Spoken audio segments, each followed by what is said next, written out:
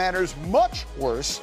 Tyrese Haliburton has been diagnosed with a strained right calf requiring an MRI to determine its severity, with Game 6 looming tomorrow night.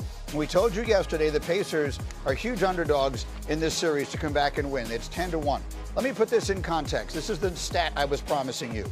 According to ESPN Bet, the Pacers have a better chance right now of winning next year's NBA championship than they do of winning this year's. Wow. Bear in mind, they're in the finals and have won 2 games. They have a better chance of winning next year's title than they do of winning the next 2 games in this series. And so let's dive into that immediately with Brian Windhorst, who is live there in Indy getting set for tomorrow night. What do we know about Haliburton's injury, and what do we expect, Windman? Yeah, Greeny, a calf strain, once it's been diagnosed as that, players typically would almost always miss some time. Even if it's a mild strain, you're going to miss some time. Of course, not all calf strains occur on the eve of a finals elimination game, which for some players is a once-in-a-lifetime moment. Tyrese Haliburton has said he will, if he can walk, he will play. I'm sure he will do everything he can treatment-wise. The MRI would have determined where in the calf it was, which is important when it comes to strains. But the real thing I think we can say with certainty is in this elimination game tomorrow night, he will not be at his best when the Pacers are going to need him, whatever he can give. Alan, what was the first thing you said to me in the meeting this morning? He has to play. It's an elimination game at home. Nothing's guaranteed. So you can tell me about the odds for next year. That's fine. That's next year. You don't know if you're ever getting back to this place again. So to me, and I love the face. Yes, Monica. Because you don't know, right? You don't. Yeah, There's no guarantee. He has to play, even if he's not at 100%, even if he's 50%, to be on the court. They're 4-5 without him, but the numbers when he's on court, off the court, Hembo gave me, plus 109 on the court, minus 67 off. They don't stand a chance without him. His presence on the floor matters, but just the athlete mindset is to put on the uniform, get out there, and give whatever you can. Kirk Gibson, Willis Reed, Jack Youngblood. How many names you want? Tiger Woods, Kerry Strug. I mean, you play hurt sometimes. Kerry you have to. Kerry Strug. Well, maybe Rick Carlisle has to carry him off the court after a win. Like, if you can have that scene, it would be wonderful. But the whole point it could be Pat McAfee carrying him off the court. McAfee will carry Haliburton off the court if he goes down. But he's got to play. He knows it. All right, so we're sort of making a joke out of something that is serious. Here's my concern. I get it. I totally get it. You play. The mindset of the athlete is you're going to play. Championship is on the line. The Larry O'Brien is in the building. I get all of that. You want him to want to play.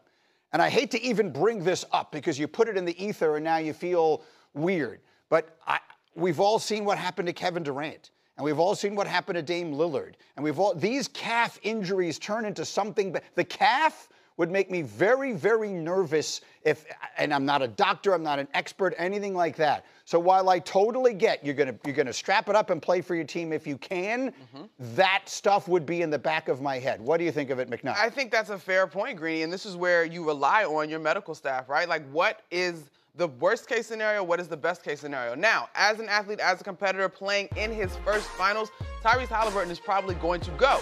Now, we talked about this in Game 5. Then Rick Carlisle has to look and say, you're not productive.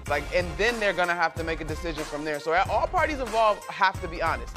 Hallie is going to go. That's who he is. It's the biggest moment of his career to date.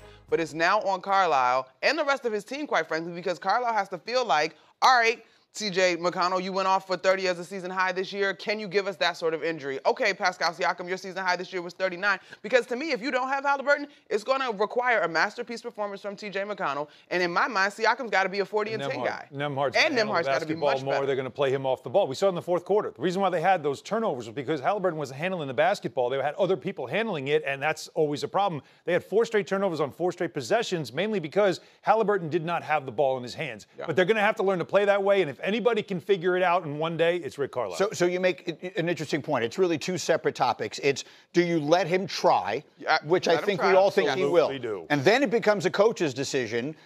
Is he not able to help the team? Correct. Is it hurting the team by having him out there? So, Windy, that I guess we won't know until the game begins and we see what we see. So, Windman, you saw the numbers from Vegas. The world is giving Indiana no chance whatsoever to win. In a world in which Haliburton either doesn't play or is greatly compromised, give me the recipe. How does Indiana stun the world, Windy, and force a Game 7 on Thursday night? Well, Greeny, you know that I've been a Pacers optimist for months, and I've believed that this team was more than it was being given credit for, even at the outset of the playoffs. But to me, the story of this last week is not anything on Indiana's side.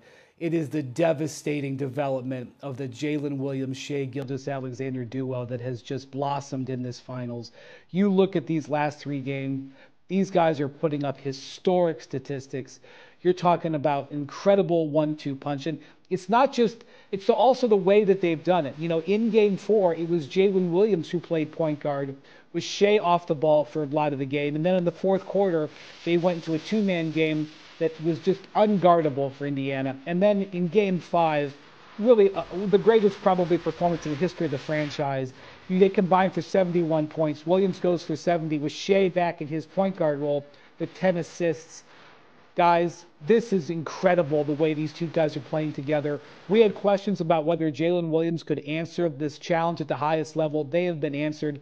And to me, it's been more of a coronation of these two than anything else over the last 3 games. That is the expectation. You're not buying it, Alan. No. You were telling you think it's going to be a tough out. Yes, so they're going to be hard to kill, the Pacers are, because they have been throughout the whole playoffs. They're playing at home. And I'm not ready yet for the Jordan Pippen comparisons. Not just yet, because they're a young team. It's an elimination game. And as you said, the cup is in the building. The Larry O'Brien is in the building. There are nerves there that are going to kick in. So to me, and by the way, it was a 2-point game in the fourth quarter of game 5. And then it wasn't, quickly. Yeah, because of the turnover factor that we talked about. You got to clean some stuff up. They have to make sure they do that. But I'm not ready to just completely say, oh, this thing is over. Not yet. Indiana has earned the right. Are you doing the TV thing? No, I am not doing the TV thing. You have seen this team, Monica. They are hard to kill. And I picked this series to go 6 from the jump because I think a lot of folks that's why you want to. I mean, I absolutely want my number. You want your pick to be right. But I think I agree in that they're going to come out and fight. But if Tyrese Haliburton is hampered, I mean, you pick a number. Like they shoot 41% from 3 with him on the floor versus not. Like they're 20-1 when he has